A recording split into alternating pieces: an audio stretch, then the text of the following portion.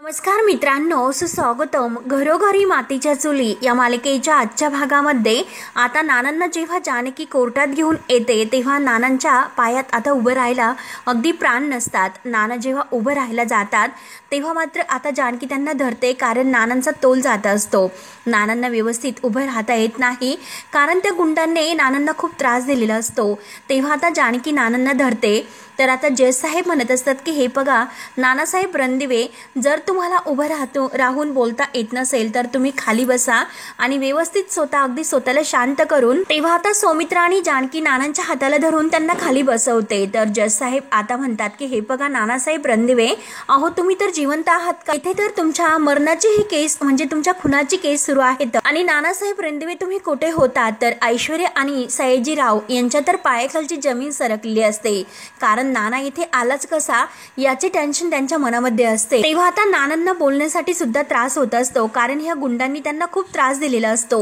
नाना म्हणतात की कुठे होतो, काय होतो हे काहीच विचारू नका. अहो मी इथून तिथे कसा फिरत होता हे मलाच माहिती आहे. मला त्यांनी घरातून उचललं आणि गाडीमध्ये टाकले. गाडीतून मला गोडाऊन मध्ये नेलं आणि परत गोडाऊन मध्ये मला आमच्याच आउट हाऊस मध्ये टाकलं. तेव्हा आता हे ऐकल्यानंतर मात्र आता अवंतिका, सौमित्र आणि सुमित्रा, जानकी या सर्वांच्या डोळ्यामध्ये पाणी येत असतं. नानांची काय अवस्था त्या लोकांनी केली हे जेव्हा नाना आता सांगायला सुरुवात करतात तेव्हा मात्र आता सयाजी आणि ऐश्वर्या बघूनच उभे असतात, कारण नानांची अवस्था करणारे तर तेच लोक असतात. तेव्हा आता जज साहेब विचारतात की नानासाहेब रणदिवे, अहो ही कोण माणसं होती? हेच तर तुमच्या तोंडातून ऐकण्यासाठी कोर्ट थांबलेला आहे. नेमकं ही माणसं कोणाची होती? तर आता नाना म्हणतात की ते मला माहिती नाही. तेवढं जर मला कळलं असतं तर ते बरं झालं असतं. आणि या दिवसाची सुरुवात त्या दिवशी झाली की ज्या दिवशी मी जानकीच्या मदतीने चालायला लागलो. तेव्हा आता जो प्रकार घडलेला आहे तो सर्व मात्र आता नाना सांगायला सुरुवात करतात. आणि जेव्हा मी आमच्या हॉलमध्ये बसलेलो होतो, काही माणसं तेथे आली आणि त्यांनी मला उचललं आणि किडनॅप करून नेलं आणि ते मला तेथून दूर नेऊन गेलेत, माझे हातपाय बांधले आणि मला हे सुद्धा कळलं नाही की त्यांनी मला कुठे नेलं होतं. आणि त्या माणसाला जर तुम्ही माझ्या समोर आणलं तर मी नक्की ओळखू शकेल. तेव्हा आता हे ऐकत असताना मात्र ऐश्वर्या आणि सयाजी यांची पूर्णपणे धांदल उडालेली असते. ऐश्वर्याच्या डोळ्यात तर आता पाणीच येत असतं. ते गुंड कोणाचे होते आणि कोणाच्या सांगण्यावरून हे सर्व ती करत होती हे मला काही माहिती नाही. सामानासारखी ती लोक माझं गाठोडं बनवलं होतं आणि इकडून तिकडून आणि तिकडून इकडे मात्र ते मला अगदी फिरवत होते. सर्वत्र त्यांनी मला फिरवलं. तेव्हा आता पुढे मी पळून जाण्याचा सुद्धा प्रयत्न केला होता. तेव्हा मात्र तेथून त्या गोडाऊन मधून महिपतच्या कसं तिथून पळालो आणि तेथून पळून एका गाडीच्या डिक्कीमध्ये मी कसा बसलो. तेव्हा मात्र त्या गुंडांनी मला बघितलं होतं आणि त्यांनी त्या गाडीचा पाठलाग सुद्धा केला होता. मला माहिती नव्हतं की ती गाडी कुणाची होती, परंतु त्या गाडीच्या डिक्कीमध्ये मी लिहून ठेवलं होतं, मी नानासाहेब रणदिवे, मला वाचवा, असं काहीतरी मी लिहिलं होतं. आणि नाना जेव्हा गाडीतून डिक्कीतून बाहेर पडले तेव्हा मात्र मला ऋषिकेश आणि समोर जे गुंडांना मारत असतो ते दिसले असतात. तेव्हा मी ऋषिकेश असं जेव्हा ऋषिकेशला ओरडलो तेव्हा मात्र ते गुंड मागून आले आणि त्यांनी मला पकडून माझं तोंड दाबून परत मला बांधून ते घेऊन गेले. तेव्हा आता हे सर्व नानांनी सांगितल्यानंतर मात्र सारंग, सौमित्र आणि सर्वांच्या डोळ्यात पाणी येत असतं. तर जानकी म्हणते की हो जज साहेब, ती गाडी माझ्याच मैत्रिणीची सायलीची होती, तिने मला हा नानांचा निरोप सुद्धा दिला होता. तेव्हा सायलीने जे काही सांगितलेले आहे ते सर्व जानकी आता जज साहेबांना सांगते. निंबाळकर वकील तर आता पूर्णपणे स्तब्ध होतो, नक्की काय बोलू, तोंडातून त्याचे शब्द निघत नसतो. तेव्हा मात्र आता सायलीने जेव्हा आम्हाला हे सर्व सांगितले तर आम्ही महिपतच्या गोडाऊनवर आता नानांना बघण्यासाठी सुद्धा गेलो होतो. तेव्हा मात्र अवंतिका आणि जानकी तेथे आलेल्या असतात आणि तेव्हा लगेच त्या माणसांनी मला तेथून सुद्धा गायब केलं होतं आणि आमच्याच आउट हाऊस मध्ये त्यांनी मला आणलं आणि बांधून ठेवलं होतं. तेव्हा आता नानांचं हे जे काही आहे त्यांच्या सोबत घडलेला प्रकार ऐकून मात्र कोर्टामध्ये आता एकमेकात आता चर्चा अशी सुरू झालेली असते. परंतु आता जे काही आता नानांच्या जवळचे आहेत घरातील लोक, त्यांना मात्र डोळ्यामध्ये अगदी पाणी येत असतं. नानांची अवस्था ऐकून त्यांना खूप असं वाईट वाटतं. परंतु ऐश्वर्या हे सर्व करणारी कारस्थानी, तिला मात्र आता अगदी घाम फुटलेला असतो आणि माझ्या नावाने बाहेर काय काय सुरू आहे याची बातमी माझ्या कानावर येत होती. आणि आता तो संपत मला सांगायचं की एकदा की त्या ऋषिकेशला जेलची ही शिक्षा झाली ना तेव्हा त्यानंतर तुझं काम मात्र फत्ते होईल असे ते लोक मला धमकावत होते। तेव्हा आता नाना जानकीचे हात धरतात आणि खूप रडतात। माझ्या जानकीला आणि माझ्या ऋषिकेशला माझ्यामुळे काय काय सोसावं लागलं म्हणून आता नाना खूप रडतात। तेव्हा आता सौमित्राच्या आणि अवंतिकाच्या डोळ्यात पाणी येत असतं आणि ऋषिकेशच्या सुद्धा। जज साहेब विचारतात की नानासाहेब आहोत ती माणसं एकमेकांना काहीतरी अशी नावाने हाक मारत होती, तुम्हाला काही ते समजले का नक्की ती कोणत्या नावाने त्यांना एकमेकांना हाक मारत होती? म्हणजे कोणीतरी असा मोठा त्यांचा बॉस वगैरे आहे त्या माणसाच्या नावाने ते हे सर्व बोलत होते का? तेव्हा नाना सांगतात की हे बघा मी त्यांना त्यांचा कोणीतरी बॉस आहे असं या नावाने त्यांच्या तोंडातून ऐकलं होतं आणि मी त्यांना विचारण्याचा प्रयत्न केला की नक्की तुमचा बॉस कोण आहे। तेव्हा आता तो माणूस मला म्हटलेला असतो की अरे म्हाताऱ्या हे इतक्या लवकर नाही सांगू शकत कारण ते सस्पेन्स आहे सस्पेन्स। तेव्हा मात्र तो काही सांगायला तयारच नव्हता। त्यांनी मला असं बांधून ठेवलं होतं की मी सुटूच शकत नव्हतो आणि या सगळ्यातून या संकटातून मी सुटेल अशी याची मी आशा सोडून दिली होती। तेव्हा मात्र आता जज साहेब नानांचं हे सर्व ऐकल्यानंतर जानकीला विचारतात की अशा परिस्थितीत नानासाहेब रणदिवे यांना तेथे डांबून ठेवलं हे जानकी रणदिवे तुम्हाला कसे समजले? तेव्हा आता जानकी सांगायला सुरुवात करते की हे बघा जज साहेब मी सौमित्र रणदिवे माझे दीर आणि माझी जाऊ अवंतिका रणदिवे आम्ही सगळेजण नानांचा शोध घेत होतो। माझे पती जेव्हा ते जेलमध्ये नव्हते तेव्हा सुद्धा त्यांनी त्या दरम्यान नानांना शोधायचा प्रयत्न केला होता परंतु आमच्या हाती काही लागलेले नव्हते। परंतु इतक्या कठीण परिस्थितीत सुद्धा आमचे नाना हिम्मत हारले नव्हते। त्या गुंडांचा त्यांनी एक फोन मिळवला होता आणि त्या फोनवरून त्यांनी मला तेथील जे ते आउट हाऊसमध्ये त्यांना डांबून ठेवले याचे फोटो पाठवले होते आणि सुरुवातीला जेव्हा मी ते चेक केले तेव्हा मला ते कळलेच नव्हते की अननोन नंबरवरून हे फोटो मला कोणी पाठवले असेल आणि नंतर मात्र आम्हाला कळले की ते जे काही फोटो आहे ते आमच्या आउट हाऊसमध्ये आहे।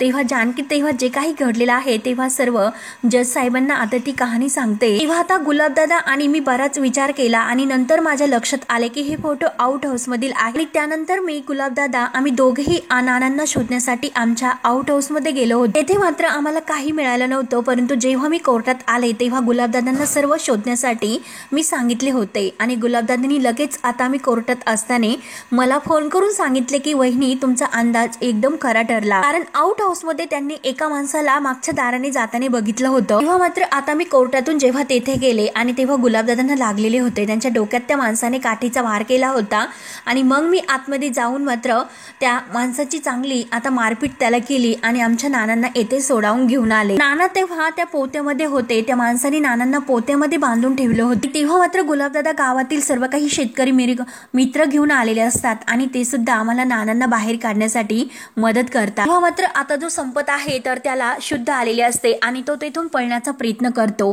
तेव्हा गुलाबदादा त्याला पाहतात आणि जे काही तो पळाला असे जोरात ओरडतात तेव्हा गावातील शेतकरी मात्र त्याचा पाठलाग करत त्याच्या मागे धावत असतात।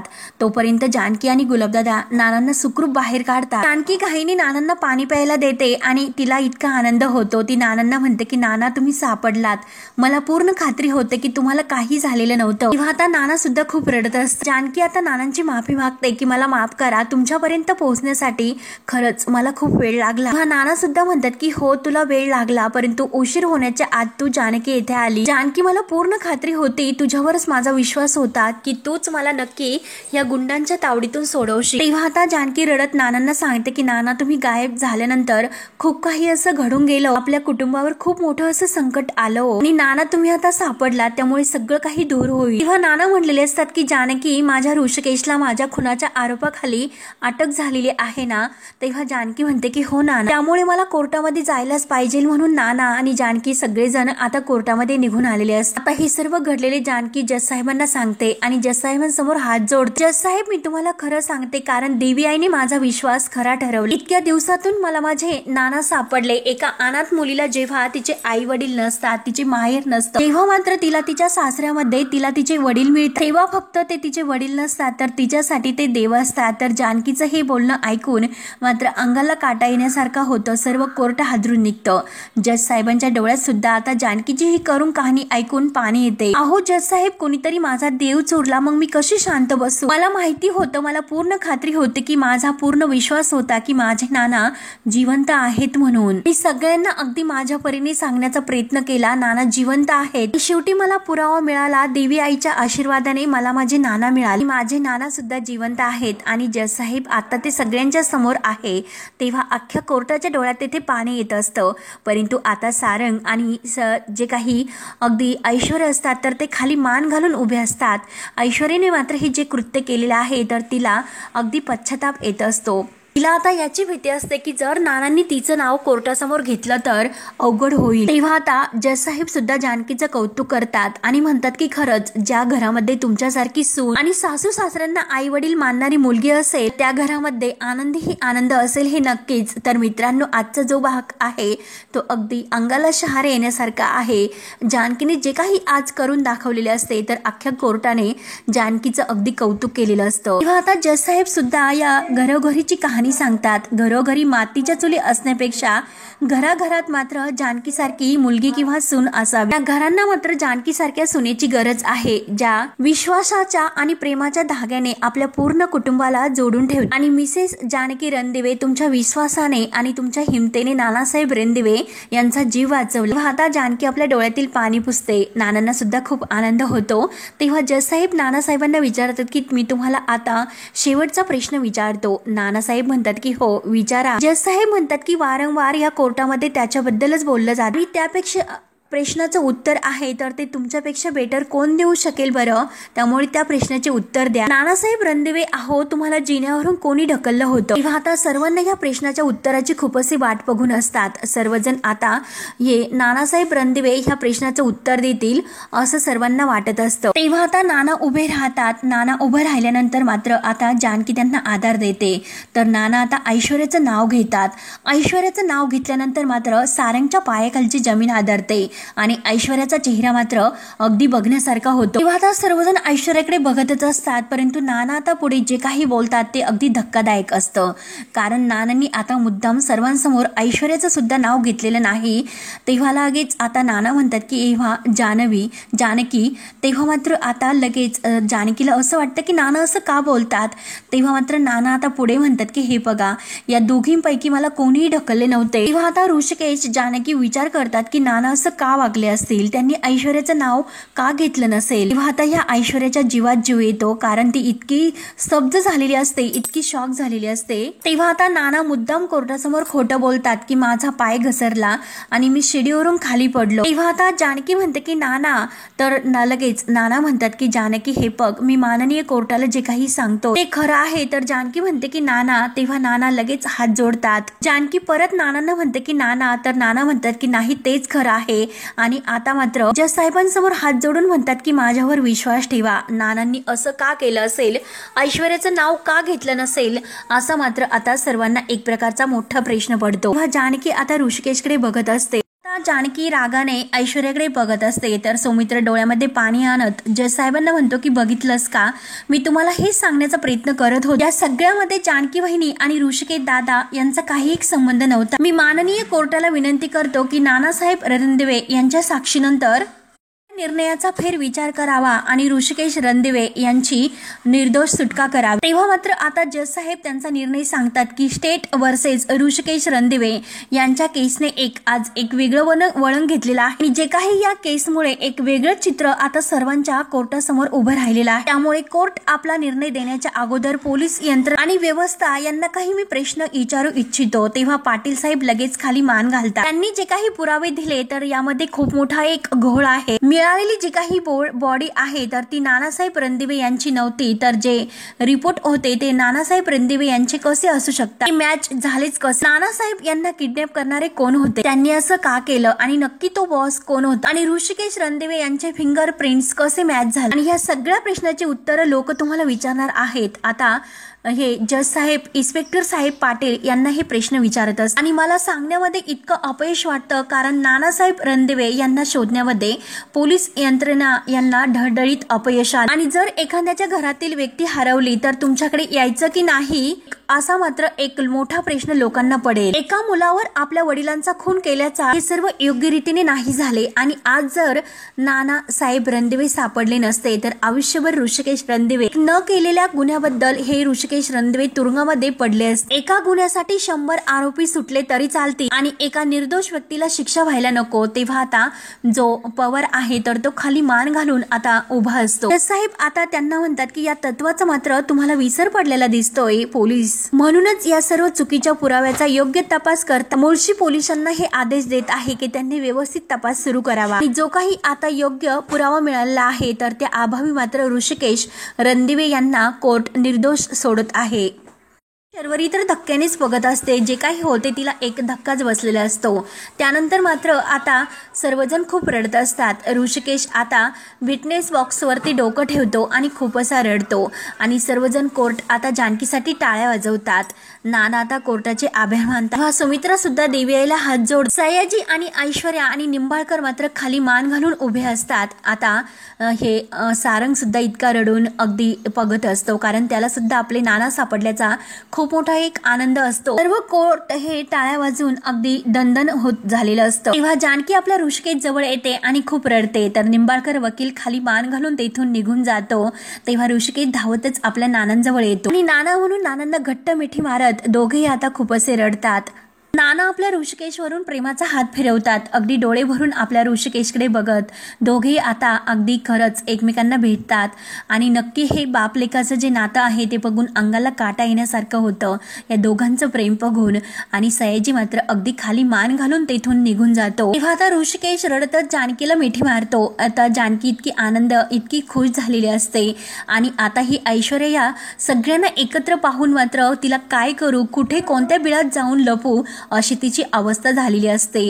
एका वाघिणीसारखी ऐश्वर्याची आता एका मांजराप्रमाणे अवस्था होते आणि आता सौमित्र घट्ट आपल्या नानांना मिठी मारतो. जानकी आपल्या ऋषिकेशच्या डोळ्यातील पाणी पुसते. रडायचं नाही अशी साथ देते. ऋषिकेशला आपल्या जानकीचा खूप असा अभिमान वाटत असतो. कधी ना कोर्टामध्ये घडलेला आज हा वेगळाच थरारक प्रकारक आपल्याला पाहायला मिळतो. हे कुटुंब, हे रणदिवे कुटुंब आज एका आपल्या कुटुंबाला भेटत असतं. सुमित्राला सुद्धा आता नानांच्या जवळ येते.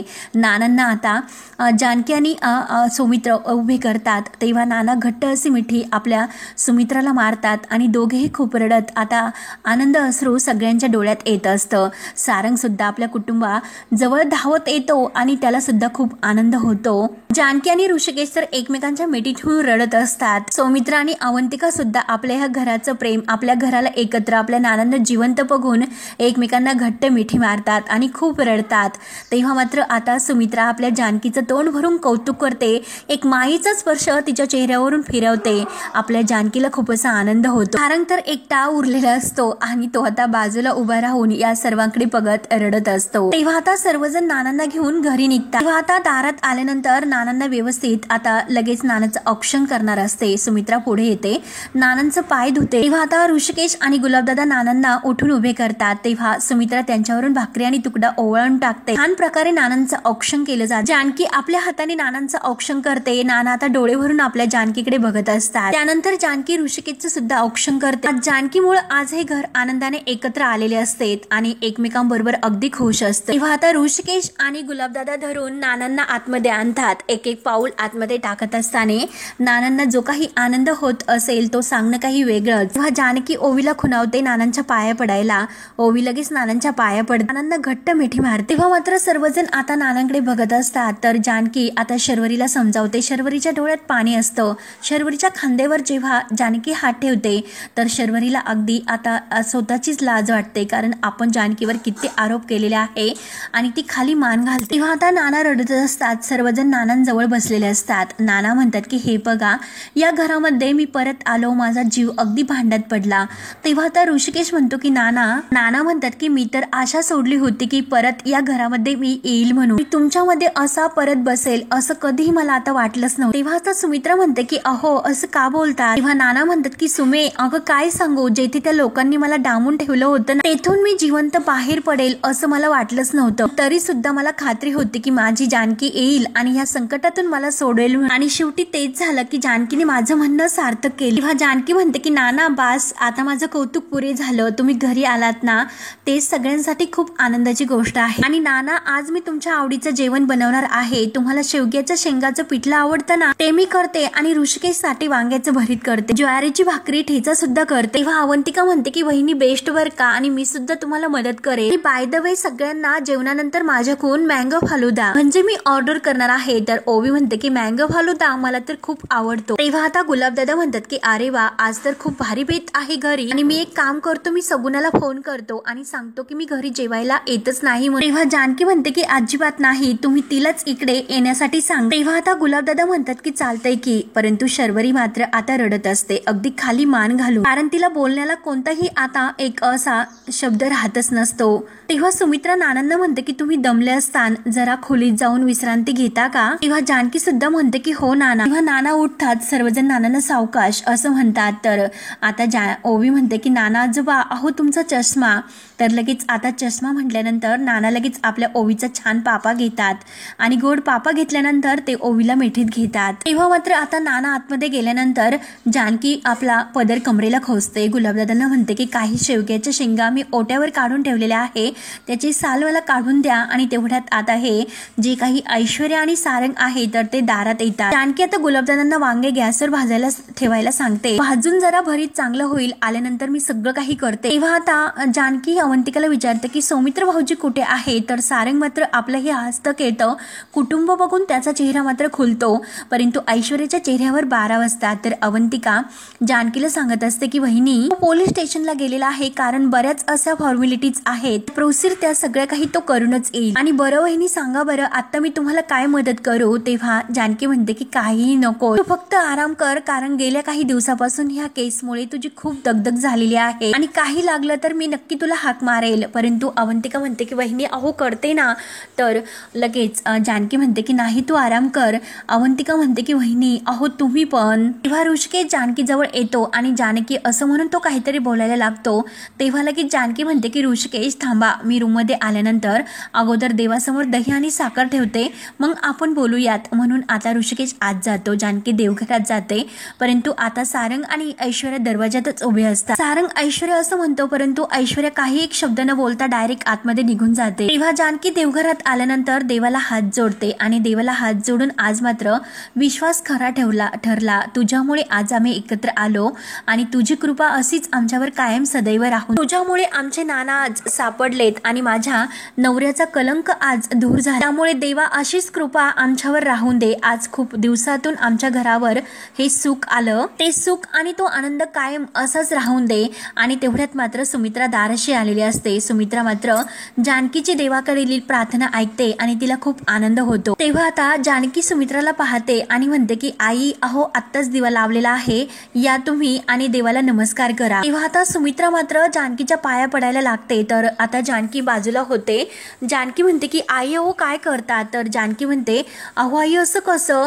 तर सुमित्रा म्हणते की अगं देवाला नमस्कार कर। जानकी अगं तूच माझ्यासाठी देव आहे, अगदी देवाच्या रूपात तू माझ्यासाठी धावून आली, आणि हे सर्व खरंच मला मनापासून करावंसं वाटलं ग। तेव्हा जानकी म्हणते की नाही आई, असं मोठ्यांनी लहानांच्या पाया पडायचं नसतं, आणि मुलांच्या तर नाहीच नाही। अहो फक्त मी या सर्वाला निमित्त ठरले, करता करविता तर हा आहे म्हणजे आपला देव, आणि देवच मात्र सगळं काही माझ्या हातून करून घेतो। मी फक्त सुनेचं कर्तव्य बजावलं आणि पत्नी धर्म निभावलं एवढंच, बाकी काही मी केलेलं नाही आई। तेव्हा सुमित्राच्या डोळ्यात पाणी येतं। सुमित्रा म्हणते की जानकी पण मी मात्र सासू आणि आईचा धर्म मात्र विसरले ग। या अगोदर सुद्धा मी या घराचे 2 वाटे करायला निघाले होते, आणि आता सुद्धा पुन्हा तीच चूक मी करत होते। जानकी म्हणते की नाही आई, तुम्ही स्वतःला दोष मानू नका, मी तुझ्यावर अविश्वास दाखवला, मी तुझ्यावर संशय घेतला, खरंच अगं जानकी माझं चुकलं, मी ऋषिकेशवर सुद्धा संशय घ्यायला नको होता। तेव्हा सुमित्राला खूप पश्चाताप होत असतो आणि ती जानकीचे हात जोडून माफी मागत असते, जानकी मला माफ कर, माझी खूप मोठी चूक झाली। परंतु जानकी आज मात्र तू देवासारखी धावून आली, तुम्हाला शब्द दिला होता तू यांना सोडून आणशील म्हणून, आणि आज मात्र ते घरी आले तर केवळ तुझ्यामुळे। तू ऋषिकेशला या संकटातून वाचवलं, त्याच्यावर जे आरोप होते ते खोटे ठरवलेत, आणि त्याला वाचून मात्र तू त्याला या घरात घेऊन आली। तुझ्या या उपकारांची सगळी परतफेड कशी करू खरंच मला तेच नाही समजत ग।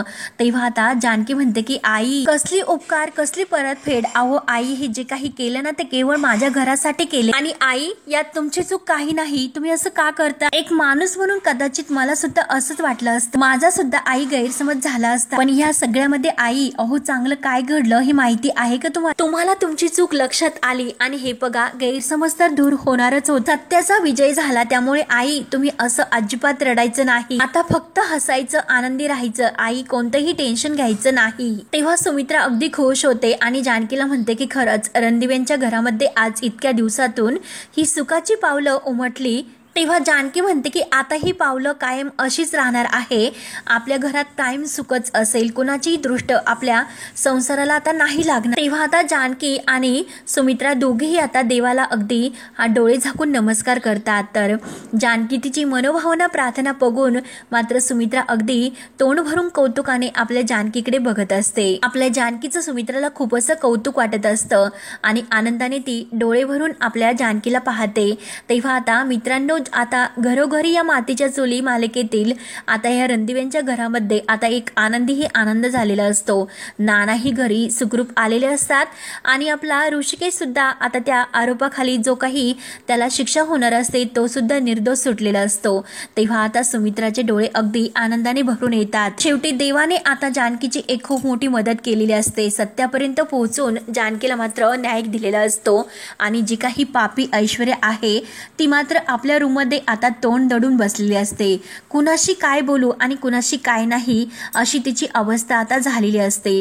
तेव्हा मात्र आता अगदी नाना सुद्धा सुखरूप घरी आलेले असतात. सर्व घरात आनंदीही आनंद झालेला असतो. तेव्हा मित्रांनो आपली जानकी देवाला नमस्कार करते आणि हा भाग येथे संपतो. पुढील भागामध्ये आता जे काही आहे तर नाना मात्र घरातील सर्वजण एकत्र आलेले असतात. सौमित्र, अवंतिका ही सगळेजण आणि आता मात्र जो विक्रम असतो तो विक्रमची मात्र जी भूमिका करणार आहे तर तो बदललेला असतो आणि त्या जागी दुसरा विक्रम तेथे आलेला असतो. तेव्हा नाना आता ह्या सर्वांच्या समोर आज अगदी सर्वांना सांगत असतात की आज जे कोर्टामध्ये जे काही बोललो होतो ना ते सर्व काही खरं होतं. फक्त एक गोष्ट मात्र सोडून मी जे काही बोललो ते अगदी खरं बोललो. एकच गोष्ट मी खोटं बोललो आणि ती गोष्ट म्हणजे जिन्यावरून माझा पाय सटकला आणि मीच पडलो. ज्या व्यक्तीने मला ढकललं होतं त्या व्यक्तीने मात्र सगळ्यांच्या समोर यावं आणि आपला गुन्हा आहे तो कबूल करा आणि सगळ्यांच्या समोर त्या व्यक्तीने मात्र माफी मागावी. तेव्हा आता नाना हे ऐश्वर्याला म्हणत असतात. तेव्हा आता ऐश्वर्या खाली मान घालून पुढे उभी असते. जर त्या व्यक्तीने मात्र माफी नाही मागितली तर मात्र काही खरं नाही. तेव्हा मात्र आता सर्वजण नाना नक्की कोणाला म्हणतात आणि सर्वजण ऐश्वर्याकडे बोट करून उभे असतात. ऐश्वर्याला तर आता घाम फुटलेला असतो. नाना म्हणतात की जर ती व्यक्ती माझ्यासमोर आली नाही तर मात्र त्या व्यक्तीचं काही खरं नाही. म्हणजे त्या व्यक्तीला कायमचं हे घर सोडून निघून जावं लागेल. तेव्हा आता ऐश्वर्या पुढे येईल का आणि नानांचे हात जोडून ती माफी मागेल का हे बघणं आता खूप असं रंजक ठरणार आहे. तेव्हा मित्रांनो पुढे काय काय होतं हे बघण्यासाठी आपल्या चॅनलला नक्की सबस्क्राईब करत राहा. धन्यवाद.